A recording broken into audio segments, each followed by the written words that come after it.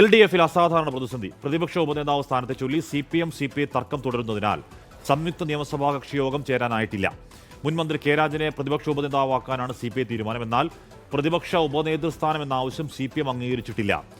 ശ്രീത്ത് വിവരങ്ങൾ മറ്റുന്നു. ശ്രീത്ത്, കഴിഞ്ഞ ദിവസം പ്രതിപക്ഷ നേതാവിന്റെ വാർത്താസമ്മേളനം, സാധാരണഗതിയിൽ LDF-ന്റെ വാർത്താസമ്മേളനം എന്ന നിലയ്ക്ക് പ്രതിപക്ഷ നേതാക്കൾ ഉണ്ടാവാറുണ്ട്. അന്ന് പിണറായി സംസാരിക്കുമ്പോൾ പിണറായി മാത്രമാണ് അവിടെ ഉണ്ടായിരുന്നത്. അത് ഒരു ഐക്യത്തിന്റെ സന്ദേശം നൽകുന്നതല്ല. ആ പ്രശ്നം അടിയന്തരമായി LDF പരിഹരിക്കേണ്ടതുണ്ട്. അതെങ്ങനെ പരിഹരിക്കാനാണ് ആലോചന? ശ്രീജിത്ത്. ഹാഷ്മി, നിയമസഭാ കക്ഷിയോഗം ചേരുന്നതുമായി ബന്ധപ്പെട്ട് കേരളത്തിലെ ഇടതുമുന്നണിയിൽ അസാധാരണമായ ഒരു പ്രതിസന്ധിയാണ് ഉരുണ്ടുകൂടിയിരിക്കുന്നത്. നിയമസഭാ തെരഞ്ഞെടുപ്പിന്റെ ഫലം വന്നു. 16-ാം കേരള നിയമസഭയുടെ MLA-മാരുടെ സത്യപ്രതിജ്ഞ കഴിഞ്ഞു, നയപ്രഖ്യാപന പ്രസംഗം കഴിഞ്ഞു. ഇതുവരെയും LDF-ന്റെ സംയുക്ത പാർലമെന്ററി പാർട്ടി അഥവാ നിയമസഭാ കക്ഷിയോഗം ചേരാൻ കഴിഞ്ഞിട്ടില്ല എന്ന് കേൾക്കുമ്പോൾ ഇത് ഒരിക്കലും ഉണ്ടാകാത്ത തരത്തിലുള്ള ഒരു പ്രതിസന്ധിയാണ് ഇടതുമുന്നണിയിൽ ഉണ്ടാക്കിയിരിക്കുന്നത്. പ്രതിപക്ഷ ഉപനേതാവ് സ്ഥാനം സംബന്ധിച്ച് CPI-എമ്മും CPI-ക്കും ഇടയിൽ നടക്കുന്ന തർക്കമാണ് ഈ യോഗം ചേരുന്നതിന് തടസ്സമായി നിൽക്കുന്നത്.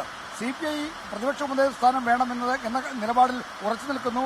CPI-എം ആകട്ടെ അത് വിട്ടുകൊടുക്കാൻ കഴിയില്ല എന്ന കാര്യം ആ നിലപാടിൽ ഉറച്ചു നിൽക്കുന്നു. ഇങ്ങനെ രണ്ട് പാർട്ടികളും അവരുടെ നിലപാടിൽ ഉറച്ചു നിൽക്കുന്നതോടെയാണ് LDF-ന്റെ പാർലമെന്ററി പാർട്ടി യോഗം വിളിക്കുകയോ അതിന്റെ സംഘടനാ സംവിധാനം, അതായത് പാർലമെന്ററി പാർട്ടി സെക്രട്ടറി, LDF-ന്റെ വിപ്പ്, മറ്റ് ചുമതലകളൊക്കെ ആളുകൾക്ക് നൽകേണ്ടതുണ്ട്. അത്തരം ഒരു തരത്തിലുള്ള ആലോചനയും നടന്നിട്ടില്ല.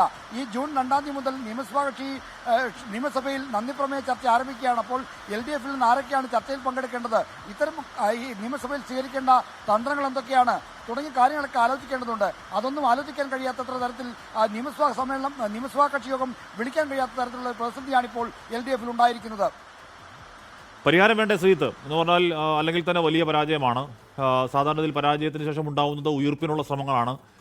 ജനങ്ങളിലേക്ക് കൂടുതൽ വിനയാന്വിതരായി തർക്കമില്ലാതെ ഇറങ്ങേണ്ട ഉള്ള പ്രധാനപ്പെട്ട ദിവസങ്ങളാണ്. ആ ദിവസങ്ങളിൽ പ്രതിപക്ഷ ഉപനേതാവ് സ്ഥാനം വേണം എന്ന് CPI കർശനമായി ആവശ്യപ്പെടുമ്പോൾ അതിൽ കൺഫ്യൂഷൻ ഉണ്ടായി നിർത്തുക എന്ന് പറഞ്ഞാൽ ഒരു മുന്നണി എന്നുള്ള നിലയ്ക്ക് LDF-ന് എത്രത്തോളം ഗുണകരമാണ്? ശ്രീജിത്ത്. നിയമസഭാ തെരഞ്ഞെടുപ്പിലെ കനത്ത തോൽവിക്ക് ശേഷം ഇത്തരമൊരു സാഹചര്യം ഉണ്ടാകുന്നത് LDF-നെ സംബന്ധിച്ചിടത്തോളം വളരെ ദോഷകരമായ കാര്യമാണ്. ഒരു തിരിച്ചുവരവിന് ഇടയാക്കുന്ന തരത്തിൽ മുന്നണിയെ പുനരുജ്ജീവിപ്പിക്കുകയാണ് ആദ്യ നടപടി. ആ നടപടിക്ക് വിഘാതമായി നിൽക്കുന്നത് CPM-നും CPI-ക്കും ഇടയിൽ നിൽക്കുന്ന തർക്കമാണ്. അപ്പോൾ പ്രതിപക്ഷ ഉപനേതാവിന്റെ കാര്യത്തിൽ CPI-ക്കും CPI-എമ്മിനും ഇടയിൽ ഒരു ചർച്ച നടക്കേണ്ടതുണ്ട്.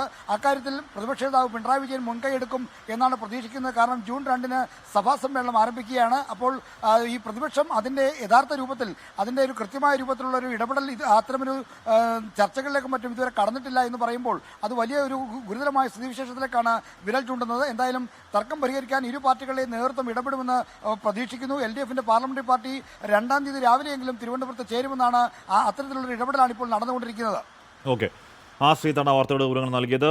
LDF-ലെ പാർട്ടി ഭേദമന്യേ പോയ തെരഞ്ഞെടുപ്പിലുണ്ടായത് അസാധാരണമായ സമാനതകളില്ലാത്ത ചരിത്രത്തിലെ ഏറ്റവും വലിയ കനത്ത പരാജയമാണ്. ജനങ്ങളിലേക്ക് തിരിച്ചു വരാൻ ആദ്യം വേണ്ടത് ഐക്യത്തിന്റെ സന്ദേശം നൽകലാണ്. അപ്പോൾ ഇത്തരത്തിലുള്ള തർക്കം അതിനുള്ളിൽ നിലനിൽക്കുന്നതും CPI-യെ കൊണ്ട് നിരന്തരം പരസ്യവിമർശനം നടത്തുകയും ചെയ്യുന്നതൊക്കെ LDF-ന് മുന്നണി എന്നുള്ള നിലയ്ക്ക് നല്ലതല്ല. പരിഹരിക്കപ്പെടട്ടെ.